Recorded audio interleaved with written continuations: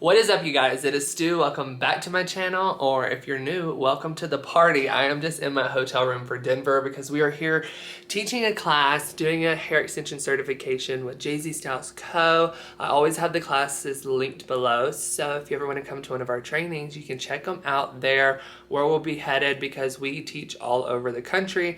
Every other weekend, it's pretty go, go, go, so that's why I'm editing and doing my voiceover for this video in my hotel room. We just landed about an hour ago, got to the hotel. It was like a 30-minute drive, but today's video I'm excited about because it is about color corrections, and that can be such a scary thing whenever you're doing anyone's hair, especially when they have dark hair, and that's what this video is focused on. Color correcting darker hair, lighter. It's gonna be a process. I'm gonna go ahead and give you the breakdown. Me and Jessi did a collab for this video. Make sure you check out her video. It will be linked below. And I'm excited about this video because it is something that is scary, like I said. So it is gonna take a couple processes. We're gonna show you the first two right here, and we're gonna go ahead and get this party started. So stay tuned.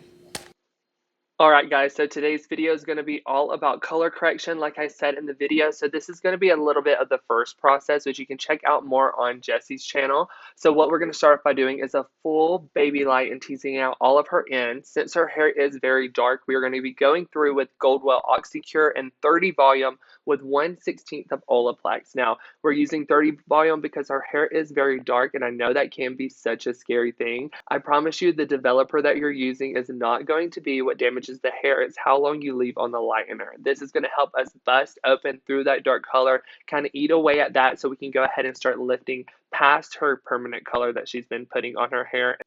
So with that being said, we are going to be watching this very closely just to make sure we aren't damaging her hair. And we also have the insurance of Olaplex to help put those bonds back into her hair as we're lifting out, and it's removing those bonds as well. Olaplex is a bond builder. It's great for any time you're lightening or coloring hair. I always add it in because it honestly is going to be your insurance policy.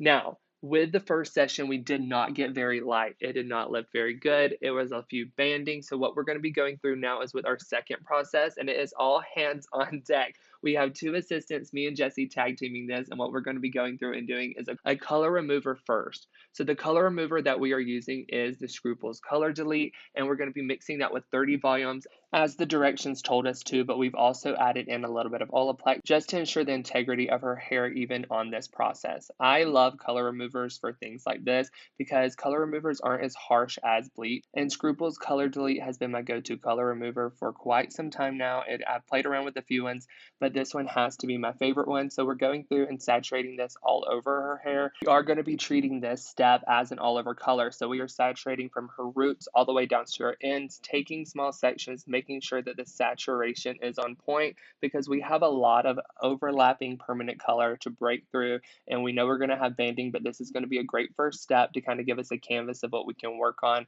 after this is processed. This color remover is timed to set for 45 minutes, and then it kind of quits working. So we're going to be saturating this all over, just like an all over color, like I was saying, taking small sections, letting it process the full time with no heat, just open air, and then we'll be rinsing her, blow drying her, and going in with the next step.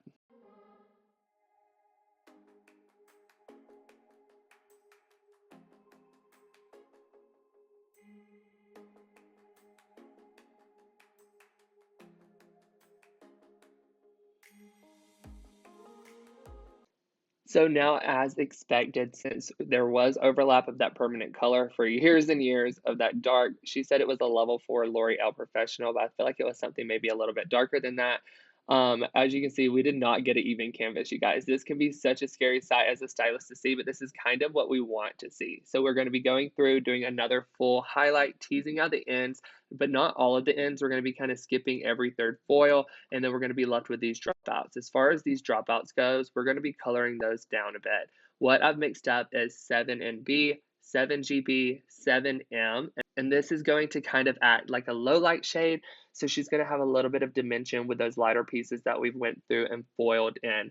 So what this is going to be doing is adding a little bit of dimension, kind of evening out that canvas a little bit more, just in case whenever we go to relighten her hair again, if it doesn't live past this orangey, yellowy, kind of like even the darker pieces throughout, this dimension that we're adding back in with this low light shade on the dropouts is going to help reflect on those lighter pieces so they appear a little bit lighter as well. After we have let this process, we're going to be going through with Goldwell colorants, 4N, 6N, 6A, 7N, and 7NA. And I know that's a lot, but you kind of want to add in all of those tones whenever you're doing a root on something like this, just so you know it takes. Another reason we're using Goldwell colorants is because it has a lot more coverage, and I feel like it's a little bit more pigmented than Redken Shades. Redken Shades EQ can seem a little bit more translucent to me, so when I really need coverage on that canvas that I'm working on, I'm going to be going through in with my go-to Goldwell colorants. And then from everything from her mids to ends, we are going to be toning with Redken Shades EQ, 7NB, 7P, 8GI, 8V, and 8T. The 7P, the 8V, and the 8T is going to help counteract a little bit of that warmth that we have since we are going from such a dark canvas, going extremely lighter, or at least trying to, whatever her hair will allow us to do today. And then the 7NB and the 8GI are going to be acting as the tones we're trying to deposit and kind of give us that nice, pretty finish. And as you can see, obviously it is not perfect, but no color correction ever is going to be. I'm going to go ahead and throw in a little bit of her before right here again in all the stages of this process so you guys can get a good look at it. I am really happy and pleased how it turned out. You guys let me know what you think, and we'll be for sure continuing this little trilogy of trying to get this babe a lot lighter into her goal on mine and Jessi's channel, so make sure you guys stay tuned for that.